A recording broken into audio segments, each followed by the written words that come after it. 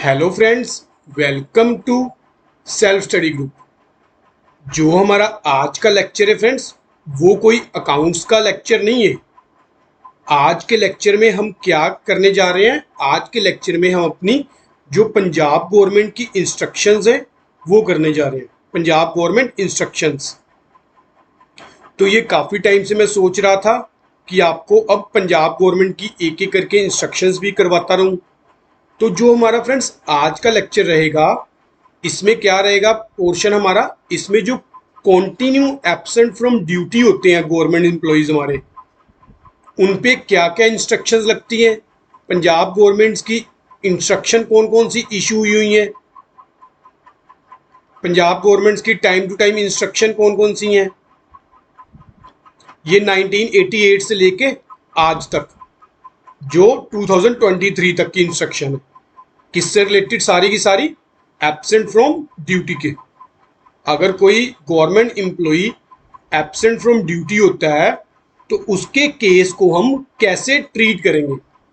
तो आज के लेक्चर में फ्रेंड्स हम लोग ये सारी इंस्ट्रक्शंस पढ़ेंगे और अपना 3.25 रूल देखेंगे। ये सारी मैंने इंस्ट्रक्शंस आपके लिए कलेक्ट की हुई हैं, ये आपको करवाऊंगा आज के लेक्चर में, ठीक है। और उससे पहले क्या है, 3.25 रूल कौन सा है हमारा? वॉल्यूम 1 पार्ट 1 का, CSR का, जिसमें हमारा कॉन्टिन्यू एब्सेंट फ्रॉम ड्यूटी है। अगर कोई बंदा कोई गवर्नमेंट एम्प्लॉय कॉन्टिन्यू एब्सेंट रहे तो उस पे उसके केस को हमने कैसे ट्रीट करना है, ठीक है। तो सबसे पहले तो रूल पढ़ लेते हैं, फिर उसके बाद जो है इंस्ट्रक्शंस एक एक करके देखते हैं। तो सबसे पहले ये क्या कह रहा है? Unless the competent authority in view of exceptional circumstances of the case otherwise determine, no government employ, कोई भी government employ shall be granted leave of any kind for a continue period exceeding 5 year. किसी भी government employ को friend जो leave of any kind है वो 5 साल से ज़्यादा नहीं ग्रांट कर सकती कंपिटेंट अथॉरिटी किसी भी गवर्नमेंट एम्प्लॉय को। तो जो ये 5 साल है ना, वैसे ये अब 3 हो गया हुआ है। ये आपको मैं इंस्ट्रक्शंस में करवा दूंगा यहाँ पे कि कैसे हमारा जो ये 3 है ये इधर होगी इंस्ट्रक्शन। चलो एक बार फिर भी रूल पढ़ लेते हैं, फिर हम इंस्ट्रक्शंस देखेंगे। 3.25 का सेकंड पार्ट क्या बोल रहा है? Where a government employee does not resume duty after remaining on leave for a continue period of 5 year. जब कोई भी गवर्नमेंट एम्प्लॉई अपनी ड्यूटी ज्वाइन नहीं करता कॉन्टिन्यूसली 5 साल जो है लीव पर रहने की बजाय, लीव पे रहने के बाद भी, और where a government employee after the expiry of his leave remain absent from duty, और 5 साल के बाद वो अपनी ड्यूटी से एब्सेंट हो जाता है। और करके बोल दिया ना, एक तो गवर्नमेंट एम्प्लॉई कौन सा हो गया जो 5 साल की छुट्टी के बाद भी नहीं ज्वाइन किया, और एक जो 5 साल की छुट्टी के बाद एब्सेंट हो गया। अदरवाइज किन किन केसेस को छोड़ के जो हमारे गवर्नमेंट एम्प्लॉई फॉरेन सर्विस पे हैं या फिर जो हमारे अंडर सस्पेंशन, उनको छोड़ के for any period which together with the period of the leave granted to him exceed 5 year, he shall unless the competent authority in view of the exceptional circumstances of the case otherwise determined be removed from service after following the procedure laid down in Punjab Civil Services Punishment and Appeal Rule 1970। ये क्या बोल रहे हैं? अगर कोई भी government employ अपनी duty resume नहीं करता 5 साल की छुट्टी के बाद, या फिर अपनी 5 साल की छुट्टी के बाद भी एब्सेंट रहता है, तो कंपिटेंट अथॉरिटी क्या करे? उसको जॉब से रिमूव करने के लिए जो है प्रोसीडिंग्स शुरू कर दे। कौन सी प्रोसीडिंग? जो हमारी Punjab civil services punishment and appeal rule 1970 के अकॉर्डिंग है, उसको फॉलो करते हुए जो है इसको रिमूव करने की गवर्नमेंट एम्प्लॉय को प्रोसीडिंग शुरू कर दे, ठीक है फ्रेंड्स। पर किन किन केसेस को छोड़ना है इसमें? जो तो एम्प्लॉयज हमारे फॉरेन सर्विस पे हैं और जो ऑन अकाउंट ऑफ सस्पेंशन है, ये इसमें कवर नहीं होते। तो नेक्स्ट इसका नोट क्या है? फिर हम इसके बाद इसकी इंस्ट्रक्शंस देखते हैं। तो सबसे पहले तो यहाँ पे है कॉम्पिटेंट अथॉरिटी। आपको कॉम्पिटेंट अथॉरिटी भी बता देता हूँ कौन सी होती है। पहले तो रूल नोट पढ़ लेते हैं। This rule does not relate to cases. ये रूल वहां पे नहीं लगता। कहाँ पे? When a government employee is restrain from resuming duty by an order placing him under suspension. जब कोई भी अथॉरिटी क्या करे, ऑर्डर करे कि उसने ड्यूटी रिज्यूम नहीं करनी, क्योंकि वो क्या है पे अंडर सस्पेंशन है। Sanction of the competent authority in terms of this rule in such cases is not there for necessary. और जो सस्पेंशन के केसेस है इसमें नहीं कॉम्पिटेंट अथॉरिटी की वो ऑर्डर्स की अथॉरिटी की जरूरत है। It is essential however in the interest of government as well as concern officer that disciplinary proceeding against an officer under suspension should be expedited and final order passed as soon as possible।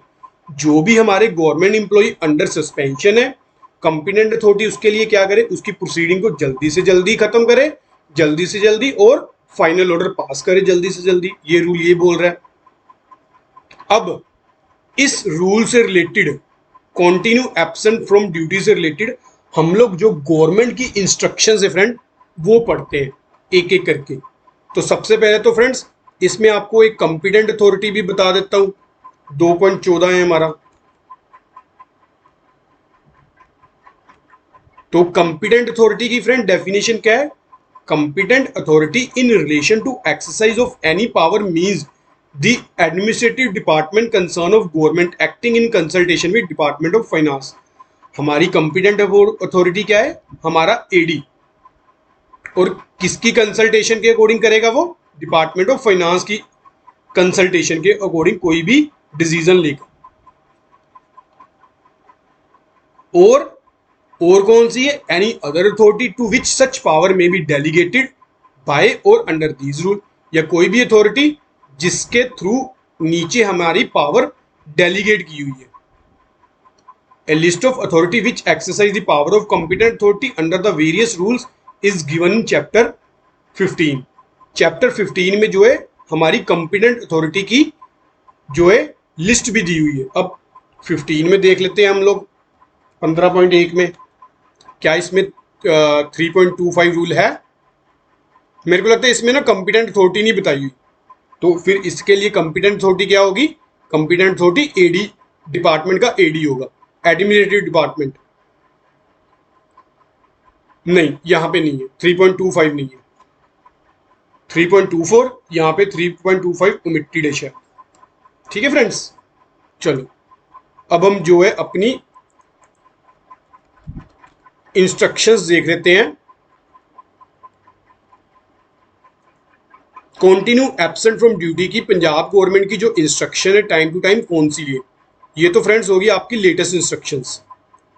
तो हम जो है शुरू से instructions पढ़ते हैं। Friends ये सारी इंस्ट्रक्शन मैंने नेट से डाउनलोड की हुई है या अलग अलग व्हाट्सएप ग्रुप से डाउनलोड की हुई है। और आपको जो ये लेक्चर मैं प्रेजेंट कर रहा हूँ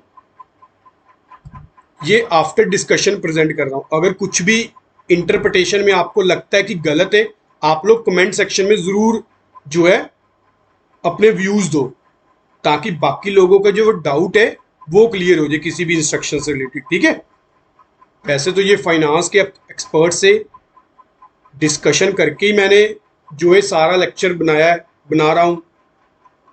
तो पर फिर भी अगर कोई डाउट है या आपको लगता है कि नहीं ये इंस्ट्रक्शन इस तरह से इंटरप्रेटेड होनी चाहिए, तो आप लोग अपने व्यूज़ जरूर देना, ताकि जो भी इस लेक्चर को सुन रहा हो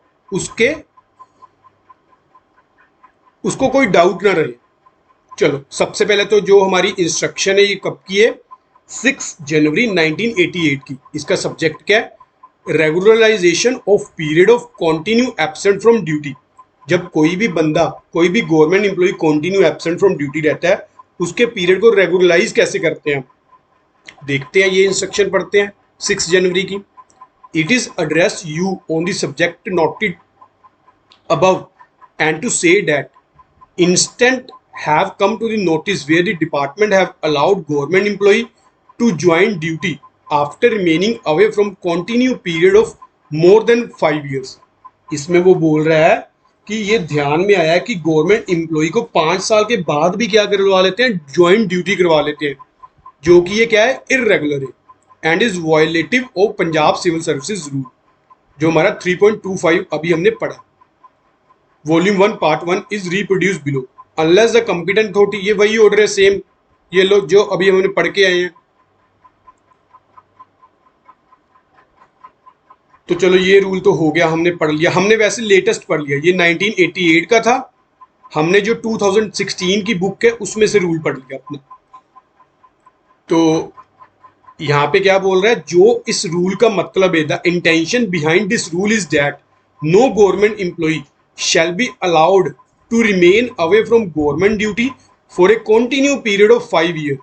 The rule provide that he may be removed from service after following the procedure laid down in Punjab civil service punishment and appeal rule 1970।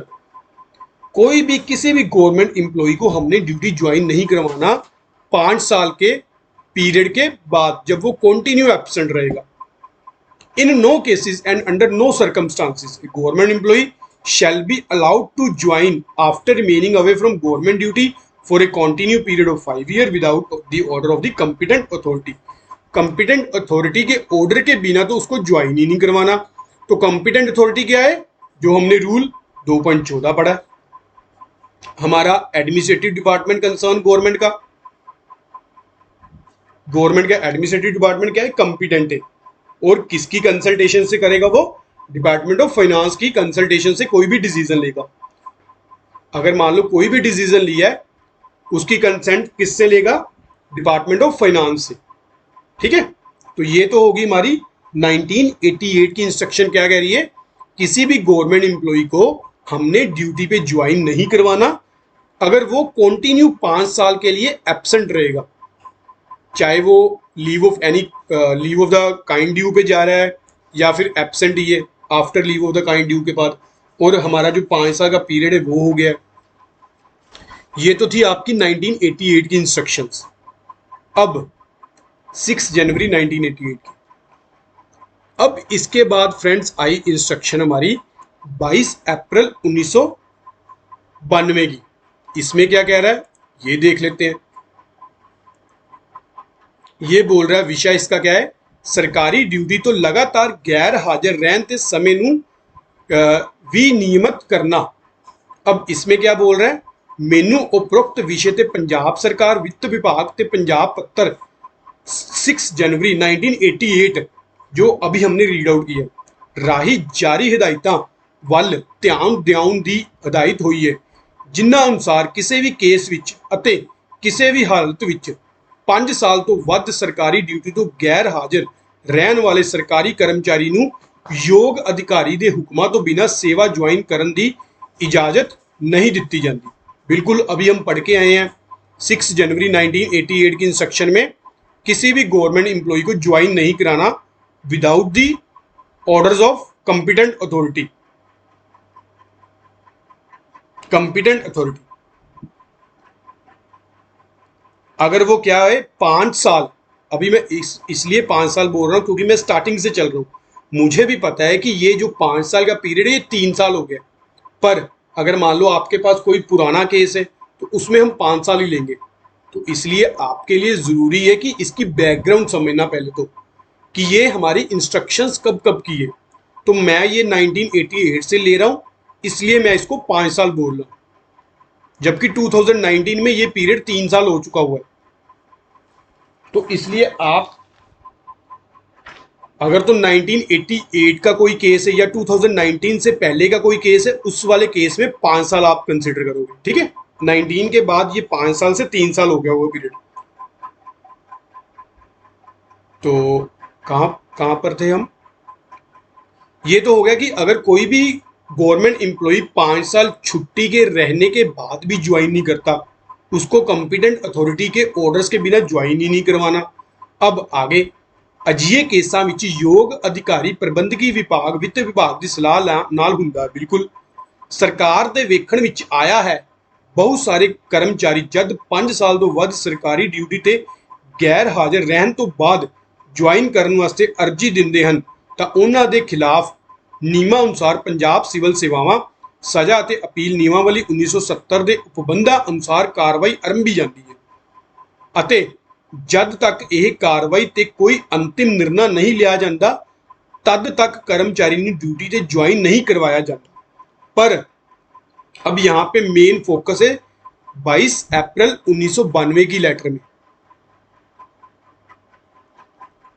अब इसमें क्या कह रहे हैं, पर जिस मिति तो उसने ज्वाइनिंग की अर्जी दी है उस मिति तो लैके फैसले होने के समय की मिति तक इस कर्मचारी नूं आम तौर पर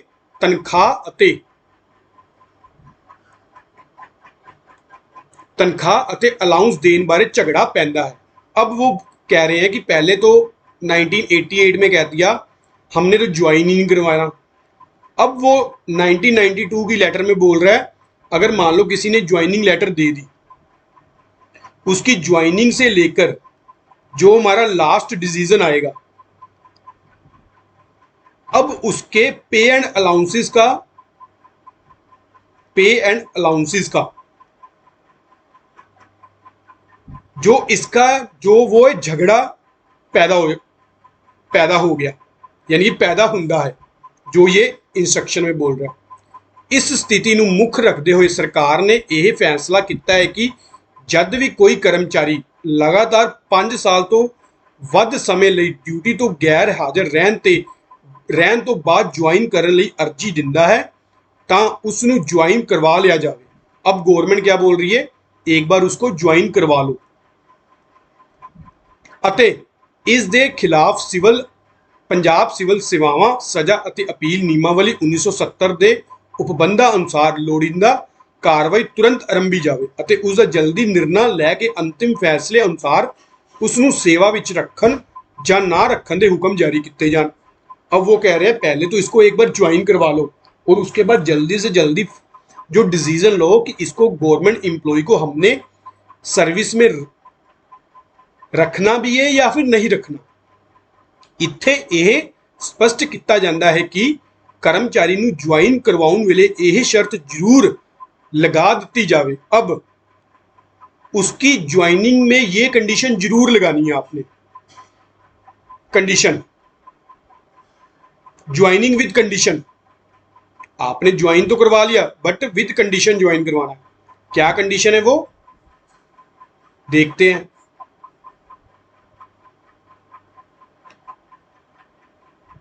ਦਿੱਤੀ ਜਾਵੇ ਕਿ ਉਸ ਨੂੰ ਸੇਵਾ ਵਿੱਚ ਇਸ ਸ਼ਰਤ ਦੇ ਜੁਆਇਨ ਕਰਵਾਇਆ ਜਾਂਦਾ ਹੈ ਕਿ ਉਸ ਦਾ ਸੇਵਾ ਵਿੱਚ ਜੁਆਇਨ ਕਰਨਾ ਉਸ ਦੇ ਖਿਲਾਫ ਕੀਤੀ ਗਈ अनुशासनिक कार्रवाई ਨੂੰ ਕਿਸੇ तरह भी प्रभावित नहीं करेगा। अब वो सोच लेगा कि मेरे को तो गवर्नमेंट ने ज्वाइन करवा लिया तो बस ठीक है, नहीं, जो उसकी इंक्वायरी चलेगी वो इंडिपेंडेंट चलेगी, उसका कोई भी इफेक्ट उसकी ज्वाइनिंग पे नहीं पड़ेगा, ज्वाइनिंग का इफेक्ट कोई भी उसकी इंक्वायरी पर नहीं पड़ेगा। ठीक है फ्रेंड्स, यहाँ पे ये बोल रहा है। अब आपने दो की इंस्ट्रक्शंस अभी तक 1988 की क्या बोला, किसी को ज्वाइन ही नहीं करवाना, जबकि 1992 में बोल दिया कि आप लोग ज्वाइन करवा लो और जल्दी से जल्दी इंक्वायरी करके उसका डिसीजन लो, उसको रखना भी है या फिर नहीं रखना। नेक्स्ट जो गवर्नमेंट ने लेटर निकाली फ्रेंड्स, वो निकाली 5 सितंबर 2014 को। ये क्या इंस्ट्रक्शन बोल रही है और किसकी कॉन्टिन्यूशन में थी?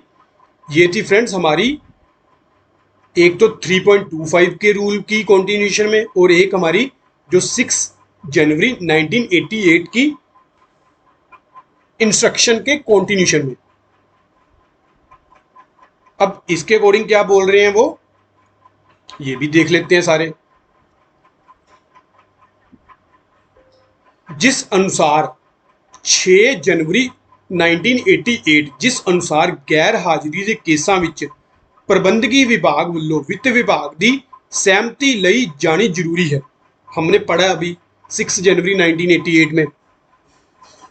वल दिवाउंदे होए यह कहन की हदायत हुई है कि पंजाब सिविल सेवावां नियमावली जिल्द 1 भाग 1 के नियम 3.25 अधीन नोट अनुसार अजिहे केसां विच अनुशासनिक कार्रवाई तुरंत शुरू करके फाइनल ऑर्डर जिन्नी छेती संभव हो सके पास किते जाने हुंदे हन। अब वो कह रहे हैं कि इसमें जल्दी से जल्दी आप डिसीजन लो, और जो भी डिसीजन है आप उसको फाइनेंस से उसकी क्या लो, वो सहमति लो और उस पर इंप्लीमेंट करो। पर जिस समय ਨੂੰ ਡਾਈਜ਼ ਨਨ ਕਰਨ ਦੀ ਸਿਫਾਰਿਸ਼ ਕੀਤੀ ਜਾਂਦੀ ਹੈ ਉਸ ਸੰਬੰਧੀ उस समय ही वित्त विभाग की सहमति ली जानी जरूरी है। अब कोई भी पीरियड मान लो हम किसी भी गवर्नमेंट एम्प्लॉयज़ का उसकी सर्विस में से निकाल रहे हैं, उसके पीरियड को डाइज नन कर रहे हैं, ये इंस्ट्रक्शन क्या बोल रही है, जिस टाइम का ये जिस पीरियड को हमने डाइज नन करना, सपोज कर लो हमने इस पीरियड को डाइज नन करना, यानी कि 3 मंथ को, इंस्ट्रक्शन क्या बोल रही है, आप लोग इसकी सिफारिश उसी टाइम करो, इमीडिएटली। अगर आपने इस पीरियड को डाइज नन करना है तो उसकी जो हमारी कार्रवाई करनी बनती है, जो हमारी प्रोसीडिंग्स बनती है करनी, वो उसी टाइम करो। परंतु यह वेख्या गया है कि प्रबंधकी विभाग ਵੱਲੋਂ ਵਿੱਤ विभाग ਨੂੰ केस आम तौर ਤੇ ਉਦੋਂ ਭੇਜਿਆ ਜਾਂਦਾ ਹੈ ਜਦੋਂ ਸੰਬੰਧਿਤ ਕਰਮਚਾਰੀ ਦਾ ਪੈਨਸ਼ਨ केस महालेखाकार दफ्तर ਨੂੰ ਭੇਜੇ ਜਾਣ ਤੇ ਉਹਨਾਂ ਵੱਲੋਂ ਰੂਲਾਂ ਅਨੁਸਾਰ ਵਿੱਤ विभाग की ਪ੍ਰਵਾਨਗੀ ਪ੍ਰਾਪਤ ਕਰਨ ਲਈ प्रेक्षण किया जाता है। अब वो कह रहा है कि इंस्ट्रक्शन कह रही है फ्रेंड्स कि ये वैसे देखने में आया है कि जो हमारा डाइज रन का पीरियड है वो कब भेजते हैं, जब हमारा अकाउंटेंट जनरल जो है ऑब्जेक्शन लगा देता है कि आप इस पीरियड को फाइनेंस डिपार्टमेंट के थ्रू रेगुलराइज करो। ਜਦੋਂ कि ਅਜਿਹੇ केसां ਵਿੱਚ ਸਮੇਂ ਨੂੰ ਡਾਈਜ਼ ਨਨ ਕਰਨ ਦਾ प्रोसैस मुकम्मल करना मुकम्मल उपरंत ही संबंधित कर्मचारी का पेंशन केस महालेखाकार दफ्तर ਨੂੰ ਭੇਜਿਆ ਜਾਣਾ ਹੁੰਦਾ। उपरोक्त विषय ਤੇ गौर ਨਾਲ विचार ਕਰਨ उपरंत वित्त विभाग ਵੱਲੋਂ ਇਹ फैसला लिया गया है कि अब फाइनेंस डिपार्टमेंट ने क्या डिसीजन लिया है, ਜਿਹੜੇ अधिकारी कर्मचारी अनअधिकारित तौर पर गैर हाजिर रहते हैं, जो भी विदाउट कंटिन्यू एबसेंट रहते हैं या फिर जो विदाउट लीव ग्रांट करवाए रहते हैं, उन्होंने विरुद्ध तुरंत पंजाब सिविल सेवावां नियमावली सज़ा ते अपील नियम 1970 अधीन अनुशासनी कार्रवाई आरंभी जाए ਅਤੇ ਸਮਾਂਬੱਧ ਤਰੀਕੇ ਨਾਲ कार्रवाई मुकम्मल करते हुए उन्होंने दे गैर हाजिरी की समय बारे भी फैसला लिया जाए। जो उनका एबसेंट पीरियड है ये क्या कह रहे हैं, उसके अकॉर्डिंग भी डिसीजन लो। ਅਤੇ जेकर कोई समा डाइज नन करना हो तो पहला वित्त विभाग की सहमति लैनी यकीनी बनाई जाए। अगर कोई भी पीरियड हम डाइज नन कर रहे हैं उसके लिए क्या करो, उसके लिए फाइनेंस डिपार्टमेंट की आप जो है सहमति लो पहले, ठीक है। अब 1988 की इंस्ट्रक्शन बोल रही थी किसी भी गवर्नमेंट एम्प्लॉय को ज्वाइन नहीं करवाना without the orders of competent authority. 1992 की इंस्ट्रक्शंस बोल रही है ज्वाइन करवा लो पर जल्दी से जल्दी उसकी प्रोसीडिंग को ख़त्म करो, उसको जॉब में रखना है कि नहीं रखना ये डिसीजन लो आप। 2014 की इंस्ट्रक्शंस फ्रेंड्स कह रही है कि अगर कोई इसका डाइजनन पीरियड है उसको उसी टाइम फाइनेंस डिपार्टमेंट से उसको रेगुलराइज करवाओ या फिर फाइनेंस डिपार्टमेंट की सहमति लो अगर किसी पीरियड को डाइजनन करना है, ना कि उसकी रिटायरमेंट तक की वेट करो। अब नेक्स्ट इंस्ट्रक्शंस आपकी ये इसकी कंटिन्यूशन में जो आगे हमारी इंस्ट्रक्शंस आई है वो कौन सी आई है वो देखते हैं। अब यहाँ पे फ्रेंड्स ये ना एक किसी की कंटिन्यूशन में तो नहीं है पर ये ना इम्पोर्टेंट इसलिए हो जाती है, जो ये हमारी, चलो आपको आगे बताता हूँ ये क्यों इम्पोर्टेंट हो जाती है। जो ये इंस्ट्रक्शन किस डेट की है, 12 मई 2017 की। ड्यूटी तो गैर हाजिर रहने बारे डीम रेजिग्नेशन। अब वो क्या बोल रहा है, अगर कोई पर्सन गवर्नमेंट एम्प्लॉय अपनी ड्यूटी से एब्सेंट रहता है कॉन्टीन्यूसली तो उसको हम डीम रेजिग्नेशन ट्रीट करेंगे। अब ये मैं आपको बताऊंगा भी कि इसको मैंने यहाँ पे क्यों इंसर्ट किया। फ्रेंड्स वैसे ये आपकी अलग अलग सोर्सेज से मैंने इंस्ट्रक्शन इकट्ठी की हुई है, कोई व्हाट्सएप ग्रुप से आपकी, कोई अपने इंस्ट्रक्शंस वाली बुक से, कोई हमारे मैनुअल से, ठीक है। अब ये इंस्ट्रक्शन क्या कह रही है, सरकार ਦੇ ਇਹ ਧਿਆਨ ਵਿੱਚ ਆਇਆ ਹੈ कि कई बार अधिकारी कर्मचारी बिना छुट्टी मंजूर करवाए दफ्तर तो, अब ये क्या बोल रहे हैं, विदाउट लीव। अब एक यहाँ पे डिफरेंट समझ लेना, ये तो है विदाउट लीव। जो 1988 की इंस्ट्रक्शन क्या की थी, अगर कोई बंदा पर्सन छुट्टी तो ग्रांट कर रहा है पर 5 साल की कॉन्टिन्यूसली, मान लो मेरे को छुट्टी मिली कॉन्टिन्यूसली, छुट्टी एक तो 5 साल से इंक्रीज नहीं होनी चाहिए और उसके बाद भी मैंने ज्वाइन नहीं किया। सबसे पहले तो क्या है, लीव हमें ग्रांट हुई है। इस वाले केस में क्या है, बिना छुट्टी मंजूर करवाए दफ्तर तो गैर हाजिर रहते, अभी उसने कोई छुट्टी भी नहीं वो अपनी वो अलाउ करवाई और एबसेंट रहने लग गया। उस केसेस में क्या करना है, जिस नाल संबंधित प्रशासकीय अधिकारी ਨੂੰ ਉਸ ਤੇ ਨੌਕਰੀ ज्वाइन ਕਰਨ ਜਾਂ ਨਾ ਕਰਨ ਸੰਬੰਧੀ ਬੇਯਕੀਨੀ ਬਣੀ ਰਹਿੰਦੀ ਹੈ। ਇਸ ਨਾਲ ਦਫ਼ਤਰ ਵਿੱਚ ਡਿਸਪਲਿਨ ਤੇ ਅਸਰ ਪੈਂਦਾ ਹੈ ਅਤੇ ਪਬਲਿਕ ਸੇਵਾਵਾਂ ਡਿਲੀਵਰ ਕਰਨ ਵਿੱਚ ਵੀ ਵਿਘਨ ਪੈਦਾ ਹੁੰਦਾ ਹੈ। ਸਰਕਾਰ ਇਸ ਨੂੰ ਘੋਰ ਅਣਗਹਿਲੀ, ਘੋਰ ਦੁਰਾਚਾਰ ਅਤੇ ਦਫ਼ਤਰੀ ਅਨੁਸ਼ਾਸਨੀ ਭੰਗ ਕਰਨ ਦੀ ਕਾਰਵਾਈ ਮੰਨਦੀ ਹੈ ਅਤੇ ਇਹ ਸਰਕਾਰੀ ਸੇਵਾਵਾਂ ਦੀ ਭਾਵਨਾ ਦੇ ਵਿਰੁੱਧ ਹੈ। ਅਜਿਹੇ ਅਧਿਕਾਰੀ ਕਰਮਚਾਰੀ ਨੂੰ सेवा ਵਿੱਚ रखना किसी भी तरीके नाल उचित नहीं ठहराया जा सकता।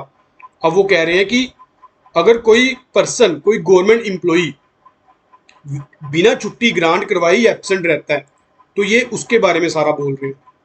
इसलिए सरकार वालों फैसला लिया गया है। अब गवर्नमेंट ने क्या डिसीजन लिया है, जेकर कोई अधिकारी कर्मचारी बिना पहला छुट्टी मंजूर करवाए अपनी ड्यूटी तो गैर हाजिर रहिंदा है ਅਤੇ ਇਹ गैर हाजिरी ਦਾ ਸਮਾਂ ਚੱਲਦੇ ਨੂੰ 1 ਸਾਲ ਤੋਂ ਵੱਧ ਦਾ ਸਮਾਂ ਹੋ ਜਾਂਦਾ ਹੈ।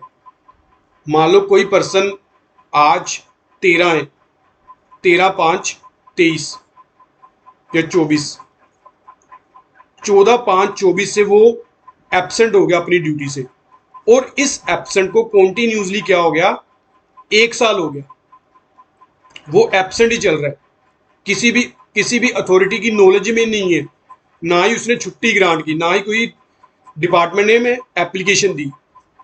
तो इस केसेस में क्या करना है हमने, फिर गवर्नमेंट क्या बोल रही करो ता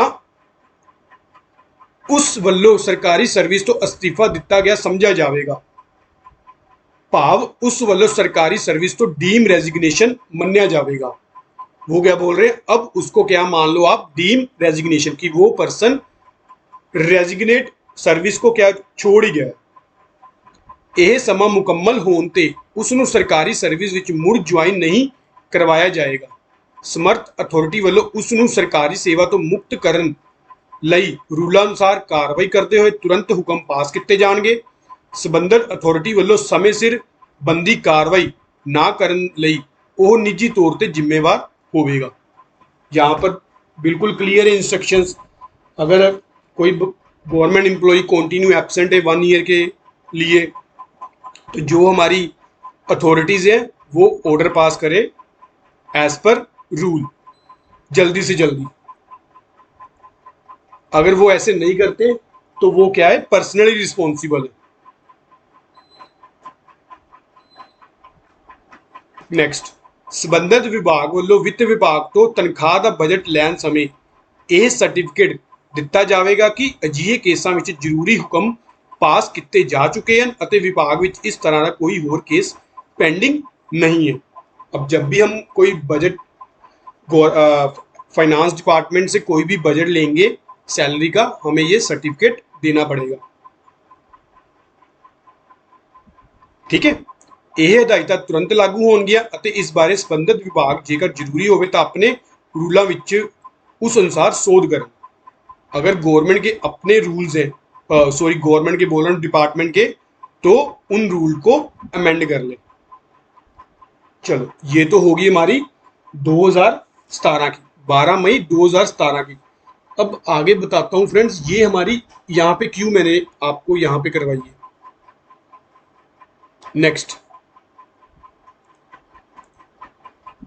नेक्स्ट फ्रेंड्स, जो हमारी इंस्ट्रक्शन है ये क्रोनोलॉजिकल ऑर्डर में चल रही है आपकी। नेक्स्ट आपकी जो इंस्ट्रक्शन है ये है 13 नवंबर 2019 की, 13 नवंबर 2019 की। इसमें क्या है, सरकारी ड्यूटी तो लगातार गैर हाजिर रहने के समय उपरंत ड्यूटी ज्वाइन करने संबंधी। अब इसमें देखते हैं क्या कह रहे हैं। इसमें तो पहले तो इसने क्या है, पिछली जो इंस्ट्रक्शंस है उसको कॉन्टिन्यूशन में लाए हैं, पर फिर भी हम पढ़ते हैं एक बार। उपरोक्त विषय ते आप जी का ध्यान पंजाब सिविल सेवावां नियमावली जिल्द 1 भाग 1 दे रूल, ये क्या बोल रहा है, rule 3.25 of CSR volume 1 part 1,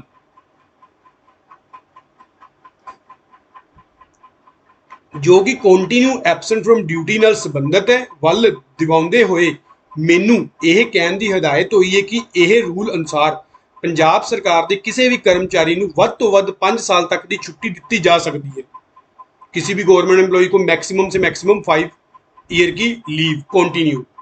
जेकर कोई अधिकारी कर्मचारी उक्त मिथी म्याद के समय के उपरंत ड्यूटी तो गैर हाजिर ड्यूटी से हाजिर नहीं हुंदा तां उस विरुद्ध पंजाब सिविल सर्विसिज सजा ते अपील रूल 1970 अधीन कार्रवाई की जानी होंगी है। बिल्कुल अभी हमें पढ़ा है सारी इंस्ट्रक्शन। इसे रूल के अधीन वित्त विभाग के पत्र नंबर मिति 6 जनवरी 1988 राही सरकार वालों स्पष्ट किया गया सी कि अब जो हमारी 6 जनवरी 1988 की क्या लेटर बोली थी, किसी भी गवर्नमेंट एम्प्लॉय को ज्वाइन नहीं करवाना हमने अगर वो कंटिन्यू 5 साल के बाद भी ड्यूटी नहीं ज्वाइन करता। जेकर कर्मचारी 5 साल के समय उपरंत अपनी ड्यूटी ज्वाइन नहीं करता ਅਤੇ उक्त म्याद तो ਵੱਧ ਦੇ ਸਮੇਂ ਲਈ ਦਫ਼ਤਰ ਤੋਂ ਗੈਰ ਹਾਜ਼ਰ ਰਹਿੰਦਾ ਹੈ ਤਾਂ ਅਜਿਹੇ अधिकारी कर्मचारी ਦੀ दफ्तर ਵਿੱਚ ज्वाइनिंग समर्थ अथॉरिटी की पूर्व प्रवानगी तो बगैर नहीं करवाई जानी है। हमने ज्वाइन ही नहीं करवाना उसको। इन्हां हदायतां विच स्पष्ट किया गया कि समर्थ अथॉरिटी तो भाव प्रबंधकी विभाग ਅਤੇ वित्त विभाग है। बिल्कुल यानी कि हमारा administrative department in consultation with finance department. संबंधित पोर्शन हेठ लिखे अनुसार ये हमारा आ गया 3.25 रूल और जो है 2.14 कंपिटेंट अथॉरिटी का। नेक्स्ट यहाँ पे बोल रहा है इस उपरंत उसके बाद अब 1988 की लेटर के बाद हमारी लेटर आई 22 अप्रैल 1992 की लेटर। वहां पर क्या बोल रहा था राही, वहां पर बोल रहा था ज्वाइन तो करवा लो उसको विद कंडीशन कि इसको ज्वाइनिंग करवाने का ये मतलब नहीं है कि इस पे जो हम इसको रिमूव नहीं कर सकते, इसको प्रोसीडिंग इसके इस पे प्रॉपर प्रोसीडिंग चलाएंगे हम 1970 जो हमारा पनिशमेंट एंड अपील रूल 1970 उसके अकॉर्डिंग और उसको रिमूव करेंगे सर्विस में। जब भी कोई कर्मचारी लगातार 5 साल तो ਵੱਧ ਸਮੇਂ ਲਈ ਡਿਊਟੀ ਤੋਂ ਗੈਰ ਹਾਜ਼ਰ ਰਹਿਣ ਤੋਂ ਬਾਅਦ ਜੁਆਇਨ ਕਰਨ ਦੀ ਅਰਜ਼ੀ ਦਿੰਦੇ ਹੈ ਤਾਂ ਉਸ ਨੂੰ ਜੁਆਇਨ ਕਰਵਾ ਲਿਆ ਜਾਵੇ ਅਤੇ ਉਸ ਦੇ ਖਿਲਾਫ ਪੰਜਾਬ ਸਿਵਲ ਸੇਵਾਵਾਂ 1970 ਅਨੁਸਾਰ ਲੋੜੀਂਦਾ ਕਾਰਵਾਈ ਤੁਰੰਤ ਆਰੰਭੀ ਜਾਵੇ ਅਤੇ ਇਸ ਸੰਬੰਧੀ ਜਲਦੀ ਨਿਰਣਾ ਲੈ ਕੇ ਅੰਤਿਮ ਫੈਸਲੇ ਅਨੁਸਾਰ ਉਸ ਨੂੰ सेवा ਵਿੱਚ ਰੱਖਣ ਜਾਂ ਨਾ ਰੱਖਣ ਦੇ ਹੁਕਮ जारी ਕੀਤੇ ਜਾਣ। बिल्कुल ये हमने 22 अप्रैल 1992 की लेटर में पढ़ा था। अब उपरोक्त हदायतां मिति 22 अप्रैल 1992 ਦੇ ਜਾਰੀ ਹੋਣ ਨਾਲ ਸਰਕਾਰ ਦੇ ਦਫ਼ਤਰਾਂ ਵੱਲੋਂ 5 ਸਾਲ ਤੋਂ ਵੱਧ ਸਮੇਂ तो लगातार ड्यूटी से गैर हाजिर रहने वाले अधिकारी कर्मचारी ਨੂੰ बेरोक टोक हाजिर करवा लिया जाता है। अब वो कह रहे हैं कि हमने 1992 की लेटर में बोल दिया कि गवर्नमेंट एम्प्लॉय को एक बार ज्वाइन करवा लो और उसके बाद जल्दी से जल्दी डिसीजन लो कि उसको गवर्नमेंट सर्विस में रखना भी है कि नहीं रखना। अब यहाँ पर क्या हुआ ਅਤੇ अनुशासनी कार्रवाई आरंभी जाती है। ये वेखण विच आया है कि कई केसां विच ਇਹ कार्रवाई आरंभी ही नहीं जाती ਅਤੇ कई ਜਾਂ ਕਾਫੀ ਲੰਬੇ ਤੱਕ ਫਾਈਨਲ ਹੀ ਨਹੀਂ ਕੀਤੀ ਜਾਂਦੀ। ਕਈ ਕੇਸਾਂ ਵਿੱਚ ਅਧਿਕਾਰੀ ਕਰਮਚਾਰੀ ਵੱਲੋਂ 10 ਸਾਲ 15 ਸਾਲ ਜਾਂ ਇਸ ਤੋਂ ਵੱਧ ਸਮੇਂ ਤੋਂ ਡਿਊਟੀ ਤੋਂ ਗੈਰ ਹਾਜ਼ਰ ਰਹਿਣ ਉਪਰੰਤ ਵੀ ਉਹਨਾਂ ਨੂੰ ਦਫ਼ਤਰ ਵਿੱਚ ਜੁਆਇਨ ਕਰਵਾ ਲਿਆ ਜਾਂਦਾ ਹੈ ਅਤੇ ਸੇਵਾ ਨਿਵਰਤੀ ਸਮੇਂ ਵਿੱਚ ਗੈਰ ਹਾਜ਼ਰ ਦੇ ਸਮੇਂ ਨੂੰ ਡਾਈਜ਼ ਨਨ ਟ੍ਰੀਟ ਕਰਵਾ ਕੇ ਅਜਿਹੇ ਅਧਿਕਾਰੀ ਕਰਮਚਾਰੀ ਪਾਸੋਂ ਪੈਨਸ਼ਨ ਲਈ ਅਪਲਾਈ ਕਰਵਾ ਦਿੱਤਾ ਜਾਂਦਾ ਹੈ। ਬਿਲਕੁਲ ਅਜਿਹਾ कार्रवाई उपरंत नियमां दे सरासर विरुद्ध है ਅਤੇ ਇਸ ਨਾਲ सरकार दी वित्ती देनदारी भी खड़ी हो जाती है। बिल्कुल अब कोई से मान लो हम पर्सन को 10 साल या 15 साल लगा देते हैं उसकी इंक्वायरी फाइनल करने में, तो बिल्कुल है जो हमारी गवर्नमेंट की है वो लाइबिलिटी तो बढ़ती जा रही है ना। गवर्नमेंट की लाइबिलिटी इंक्रीज होती जा रही है। अब गवर्नमेंट ने क्या फैसला लिया है इस इंस्ट्रक्शन में 2019 की, उपरोक्त कुछ केसां ਨੂੰ ਧਿਆਨ ਵਿੱਚ ਰੱਖਦੇ ਹੋਏ ਸਰਕਾਰ ਵੱਲੋਂ ਹੇਠ ਲਿਖੇ ਅਨੁਸਾਰ ਫੈਸਲਾ ਕੀਤਾ ਗਿਆ ਜੋ हमारी 22 अप्रैल 1992 राही जारी कीतियां हदायतां खत्म कीतियां जांदियां। अब यहाँ पे 1992 की इंस्ट्रक्शंस क्या होगी, खत्म होगी, उसको ज्वाइन नहीं करवाना जो थी हमारी 1992 की। 1992 की कॉन्टिन्यूशन में कौन सी इंस्ट्रक्शन आई थी, 1988 की, फिर ये भी ऑटोमेटिकली खत्म होगी। नेक्स्ट, अब देखते हैं कि क्या कह रहे हैं इस लेटर में जो 2019 की है। ਇਹ ਸਪਸ਼ਟ ਕੀਤਾ ਜਾਂਦਾ ਹੈ ਕਿ ਪੰਜਾਬ ਸਿਵਲ ਸੇਵਾਵਾਂ ਨਿਯਮਾਵਲੀ ਜਿਲਦ 1 ਭਾਗ 1 ਦੇ ਰੂਲ 3.25 ਅਨੁਸਾਰ ਪ੍ਰਵਾਨਿਤ ਛੁੱਟੀ ਖਤਮ ਹੋਣ ਉਪਰੰਤ अगर मान लो सैंक्शन लीव जो हमारी सैंक्शन वो खत्म होगी, एग्जॉस्ट होगी सैंक्शन लीव हमारी, उपरंत संबंधित अधिकारी कर्मचारी वालों तुरंत अपनी हाजिरी रिपोर्ट सिर्फ अपने विभाग के मुखी ਨੂੰ पेश ही की जाएगी। मान लो कोई पर्सन अब सैंक्शन लीव के बाद क्या है, अपनी ज्वाइनिंग देनी है, उसने किसको देनी है, अपने हेड ऑफ द डिपार्टमेंट, विभाग के मुखी। जेकर नेक्स्ट क्या बोल रहा है, जेकर संबंधित अधिकारी कर्मचारी वालों अपनी हाजिरी रिपोर्ट समय सिर नहीं दी जाती, जां अगर तो विद इन द टाइम नहीं वो प्रेजेंट करता अपनी ज्वाइनिंग रिपोर्ट, ਜਾਂ ਪ੍ਰਵਾਨੀ ਛੁੱਟੀ ਤੋਂ उपरंत गैर हाजिर रहन तो बाद, अब सैंक्शन लीव के बाद भी वो क्या रहे, एब्सेंट रहा, और उसके बाद वो दे अपनी ज्वाइनिंग रिपोर्ट विभाग के मुखी ਨੂੰ पेश की जाती है, ਤਾਂ ਅਜਿਹੇ ਕੇਸਾਂ ਵਿੱਚ ਵਿਭਾਗੀ ਮੁਖੀ ਵੱਲੋਂ ਪ੍ਰਬੰਧਕੀ ਵਿਭਾਗ ਅਤੇ ਵਿੱਤ ਵਿਭਾਗ ਦੀ ਪ੍ਰਵਾਨਗੀ ਪ੍ਰਾਪਤ ਕਰਨ ਉਪਰੰਤ ਹੀ ਹਾਜ਼ਰੀ रिपोर्ट प्रवान की जा सकेगी। यहाँ पे आपको एक बता देता हूं कि सैंक्शन लीव है, सैंक्शन लीव के बाद जो गवर्नमेंट एम्प्लॉय ने अपनी ज्वाइनिंग रिपोर्ट देनी है वो किसको देनी है, हेड ऑफ द डिपार्टमेंट को, विभाग के मुखी ਨੂੰ।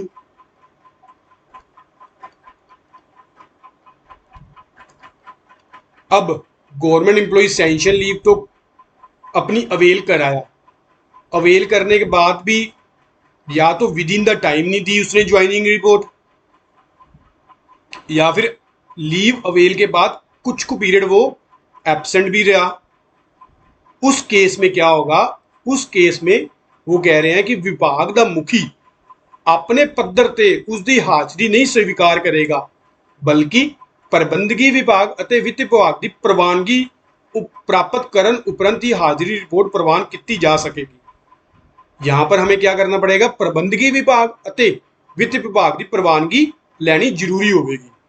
ਇੱਥੇ ਇਹ ਵੀ ਸਪਸ਼ਟ ਕੀਤਾ ਜਾਂਦਾ ਹੈ ਕਿ ਇਹ ਪ੍ਰਵਾਨਿਤ ਛੁੱਟੀ ਕੱਟਣ ਉਪਰੰਤ ਜਾਂ ਪ੍ਰਵਾਨਿਤ ਛੁੱਟੀ ਦੇ ਸਮੇਂ ਤੋਂ ਵੱਧ ਸਮੇਂ ਉਪਰੰਤ ਸੰਬੰਧਿਤ ਅਧਿਕਾਰੀ ਕਰਮਚਾਰੀ ਵੱਲੋਂ ਦਿੱਤੀ ਗਈ ਹਾਜ਼ਰੀ ਰਿਪੋਰਟ ਪ੍ਰਾਪਤ ਕਰਨ ਲਈ विभाग के मुखी तो हेठा कोई भी अधिकारी समर्थ अथॉरिटी नहीं होगा।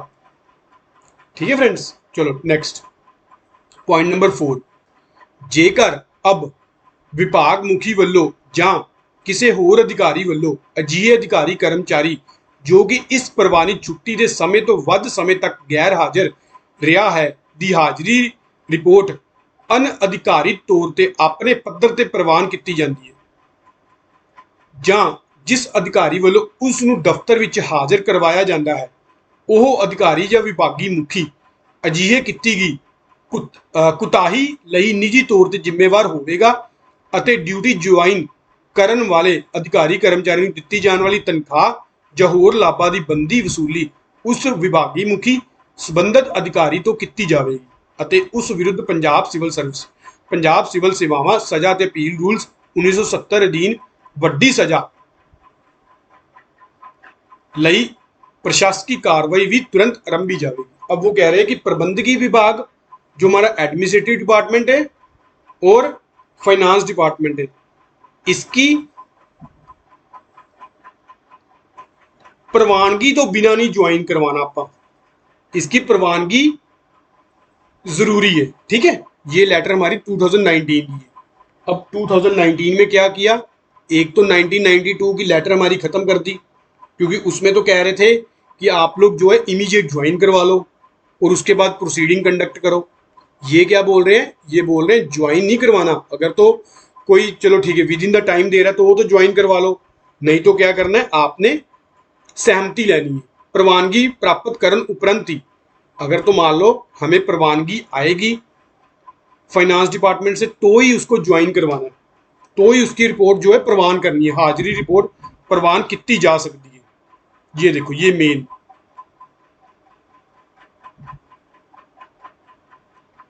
और अगर तो मान लो किसी ने विदाउट फाइनेंस की परमिशन से बिना उसको ज्वाइन करवा लिया तो वो क्या होगा, रिस्पॉन्सिबल खुद होगा, और जो भी उसको पे और अलाउंसेस दिए हैं उसकी भी रिकवरी उस अथॉरिटी से होगी जिसने उसको ज्वाइन करवाया without the permission of the finance department. ठीक है फ्रेंड्स, चलो ये तो होगी हमारी इंस्ट्रक्शंस किस डेट की थी, नवंबर 2019 की। अब इसकी कॉन्टिन्यूशन में आ गई हमारी 26 नवंबर 2019 की। यहां पे जो अब 5 साल का पीरियड था वो कितना कर दिया गया, 3 साल। ठीक है फ्रेंड्स, चलो नेक्स्ट जो हमारी इंस्ट्रक्शन है और लास्ट इंस्ट्रक्शन है फ्रेंड्स, वो है 7 फरवरी 2023 की। अब इसमें क्या है, इसका सब्जेक्ट देखो, सरकारी ड्यूटी तो लगातार गैर हाजिर रहन उपरंत ड्यूटी ज्वाइन करना, ड्यूटी तो गैर हाजिर रहन बारे डीम रेजिग्नेशन। अब इस लेटर के की वजह से ही मैंने इस लेटर को यहां पे इंसर्ट किया जो आपकी 2017 की थी, डीम रेजिग्नेशन वाली। ठीक है, गैर हाजिरी समय नू रेगुलराइज करन बारे इसका जो सब्जेक्ट था। अब यहाँ पे किस किस इंस्ट्रक्शन को उसने कॉन्टिन्यूशन में लाए हुए, एक तो हमारी 5 सितंबर 2014 की, एक 12 मई 2017 की और एक 13 नवंबर 2019 की। अब इसमें उसने 1988 और 1992 की इंस्ट्रक्शन को कोट ही नहीं किया, कॉन्टिन्यूशन में नहीं किया, क्योंकि जो हमारी 13 नवंबर 2019 की इंस्ट्रक्शन थी उसमें जो 1992 की इंस्ट्रक्शन थी उसको खत्म कर दिया। पर यहां पर मेरा आपको सिर्फ बताने का यही मतलब था, आपको इसकी बैकग्राउंड बताओ। इंस्ट्रक्शन आपने जरूर पढ़ी हो एक बार, अब उसको इंप्लीमेंट करना है नहीं करना वो अब क्लियर हो गया कि वो तो इंस्ट्रक्शन हमारी खत्म ही होगी। ठीक है, इसलिए मैंने आपको एक बार करवा जरूर दिया आपको। अब यहां पे इसने तीनों इंस्ट्रक्शंस का जो है डेट डाली हुई है, तो ही डीम रेजिग्नेशन की इंस्ट्रक्शन यहां पे मैंने लेक्चर में अपने डाली है, जिस अनुसार गैर हाजिरी के केसां विच प्रबंधकी विभाग वालों वित्त विभाग की सहमति लई जानी जरूरी है। ਵੱਲ ਧਿਆਨ ਦਿਵਾਉਂਦੇ ਹੋਏ ਇਹ ਲਿਖਣ ਦੀ ਹਦਾਇਤ ਹੋਈ ਹੈ ਕਿ ਸਰਕਾਰ ਦੇ ਧਿਆਨ ਵਿੱਚ ਆਇਆ ਹੈ ਕਿ ਕਈ ਵਾਰ ਅਧਿਕਾਰੀ ਕਰਮਚਾਰੀ ਬਿਨਾਂ ਛੁੱਟੀ ਮਨਜ਼ੂਰ ਕਰਾਏ ਦਫ਼ਤਰ ਤੋਂ ਲੰਬੇ ਸਮੇਂ ਲਈ ਗੈਰ ਹਾਜ਼ਰ ਰਹਿੰਦੇ ਹਨ। ਪ੍ਰਬੰਧਕੀ ਵਿਭਾਗ ਵੱਲੋਂ ਇਹਨਾਂ ਕਰਮਚਾਰੀਆਂ ਵਿਰੁੱਧ ਕੋਈ ਕਾਰਵਾਈ ਨਹੀਂ ਕੀਤੀ ਜਾਂਦੀ ਜਾਂ ਸਮੇਂ ਸਿਰ ਕਾਰਵਾਈ ਨਹੀਂ ਕੀਤੀ ਜਾਂਦੀ। ਇਸ ਤਰ੍ਹਾਂ ਪ੍ਰਬੰਧਕੀ ਵਿਭਾਗ ਵੱਲੋਂ ਅਜਿਹੇ ਕੇਸਾਂ ਸੰਬੰਧੀ ਘੋਰ ਅਣਗਹਿਲੀ ਵਰਤੀ ਜਾ ਰਹੀ ਹੈ। ਪ੍ਰਬੰਧਕੀ ਵਿਭਾਗ ਵੱਲੋਂ ਨਿਯਮਾਂ ਹਦਾਇਤਾਂ ਅਨੁਸਾਰ ਇਹਨਾਂ ਕੇਸਾਂ ਵਿੱਚ ਕੋਈ ਫੈਸਲਾ ਨਾ ਕਰਦੇ ਹੋਏ ਸਮਾਂ ਬੀਤ ਜਾਣ ਉਪਰੰਤ ਕੇਸ ਵਿੱਤ ਵਿਭਾਗ ਲਈ ਗੈਰ ਹਾਜ਼ਰੀ ਦੇ ਸਮੇਂ ਨੂੰ ਡਾਈਜ਼ ਨਨ ਕਰਨ ਹਿੱਤ ਭੇਜ ਦਿੱਤਾ ਜਾਂਦੇ ਹਨ। अब वित्त विभाग ਵੱਲੋਂ ਇਹ मामले ਨੂੰ गंभीरता ਨਾਲ लेंदे हुए हेठ दर्शाए फैसला लिया गया है। अब गवर्नमेंट ने क्या, फाइनेंस डिपार्टमेंट ने क्या डिसीजन लिया है वो देखते हैं। जब भी हमने कोई पीरियड डाइज नन के लिए भेजना है उसकी इंस्ट्रक्शन क्या है देखते हैं। ये सारी तीनों मोस्ट इंपोर्टेंट बन जाती है फ्रेंड्स। ਪ੍ਰਬੰਧਕੀ ਵਿਭਾਗ ਅਜਿਹੇ ਕੇਸਾਂ ਵਿੱਚ ਗੈਰ ਹਾਜ਼ਰੀ ਦੇ ਸਮੇਂ ਨੂੰ ਡਾਈਜ਼ ਨਨ ਕਰਨ ਲਈ ਤਜਵੀਜ਼ ਵਿੱਤ ਵਿਭਾਗ ਨੂੰ ਭੇਜਣ ਤੋਂ ਪਹਿਲਾਂ ਇਹ ਯਕੀਨੀ बनाएगी कि वित्त विभाग दी हदायतां मिति 13 नवंबर 2019 की इन बिन पालना हो चुकी है। अब उसमें क्या बोला था, उसमें भी यही बोला था ज्वाइन करवाना है किस अथॉरिटी की परमिशन से? फाइनेंस की अथॉरिटी से। अगर तो वो एब्सेंट रहता है छुट्टी के बाद भी, जो सैंक्शन लीव के बाद भी। ਅਤੇ ਪ੍ਰਬੰਧਕੀ ਵਿਭਾਗ ਵੱਲੋਂ ਵਿੱਤ ਵਿਭਾਗ ਨੂੰ ਭੇਜੀ ਗਈ ਤਜਵੀਜ਼ ਵਿੱਚ ਇਹ ਸਪਸ਼ਟ ਕੀਤਾ ਜਾਵੇਗਾ प्रबंधकीय विभाग वालों बंदी कार्रवाई मुकम्मल कर ली गई है। जो हमारे एडमिनिस्ट्रेटिव डिपार्टमेंट ने प्रोसीडिंग्स कंडक्ट करनी थी वो फुल एंड फाइनल हो गई हुई है। उसके बाद ही जो हमारी जो केस है, जो हमारी प्रपोजल है, हम किसको भेजेंगे? फाइनेंस डिपार्टमेंट को भेजेंगे, उसके जो उसका एब्सेंट पीरियड है उसको डाइज नन करने के लिए, जो ये एफडी की इंस्ट्रक्शन कह रही है। After completing all the proceeding against the government employee,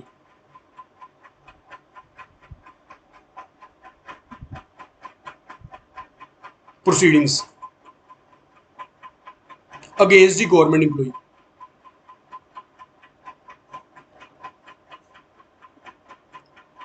next पैरे में क्या बोल रहा है? वित्त विभाग दी हदायतां मिति 13 नवंबर 2019 अनुसार प्रबंधकीय विभाग वालों गैर हाजिरी कर्मचारी नूं ज्वाइन करवाउण तो पहला वित्त विभाग की प्रवानगी लैनी यकीनी बनाई जाएगी।